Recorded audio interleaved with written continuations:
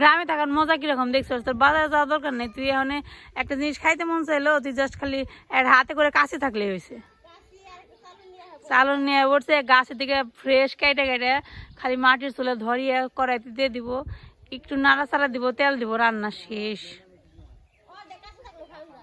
হ্যাঁ, অর্ধেক কাঁচা কাঁচা সবজি ভাল লাগে। হ্যাঁ, যে এই জাংলাটা হচ্ছে বক্তব্য জাংলা, আর ওই জাংলাটা হচ্ছে নুপুর জাংলা, নুপুরের জাংলা আর কি, বর্তমানে নুপুরের জাংলা এখানে। তারপরে নুপুরে যে ভেন্ডি গাছ তো মরে গেছে, আর বুনোস নাই কে। আর এই যে বড়মা, মানে বক্তর মা বড়মা এখানে দিয়ে রাখছে, ডাটা বিছে ছিটিয়ে রাখছে, ছোট ছোট হয়েছে। বেশি রোদ তো, রোদের কারণে গাছ এখনো ভালো হইতে পারে না। বেগুন গাছ তো বড় বড়, বেগুন তো নেই একটাও। এই যে বক্তা হইতেছে, ক্যামেরা নিয়ে ভিডিও করব, সবাই ভিডিও করা নিয়ে ব্যস্ত। আমি সবাই রে করুম। হ্যাঁ, আমি কি ওরা বাদ দিন না, আমি সবার এই করুম, আমার সুবিধা আছে।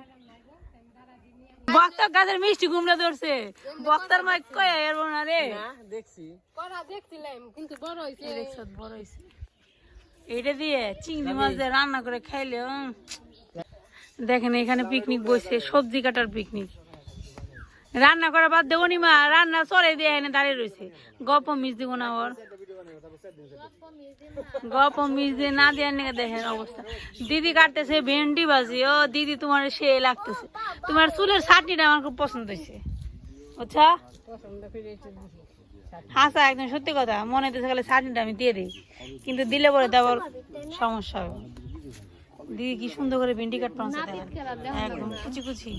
ও না পেতে না দাঁড়িয়ে রয়েছে বিনা বসার, চাটনি তেতে এত সুন্দর হয়েছে।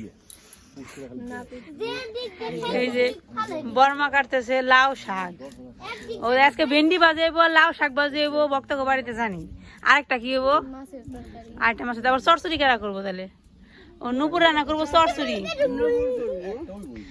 নুপুর আবার কি গাজরের কি করবেন চস, গাজর মাখা, মানে গাজর আবার মাখাও খাওয়া যায়। আমি আজকে নতুন জানলাম, নতুন রেসিপি দে। আসলে নতুন রেসিপি আমি জানতাম না যে গাজর অন্য করে হলুদ মরিচ দিয়ে খাওয়া যায়। হলুদ মরিচ না, মানে তোরা বুঝছ, তুই আবিষ্কার করছ মরিচের গুঁড়া লবণ দিয়ে গাজর মেখে খাইবো পোলা, মানে দেখেন। লাউ শাক এনে রাখছে নুপুর, মানে লাউ শাক ভাজি করবো আর সরষে রান্না করবি নাকি? বালুই না খারাপ না বুকে।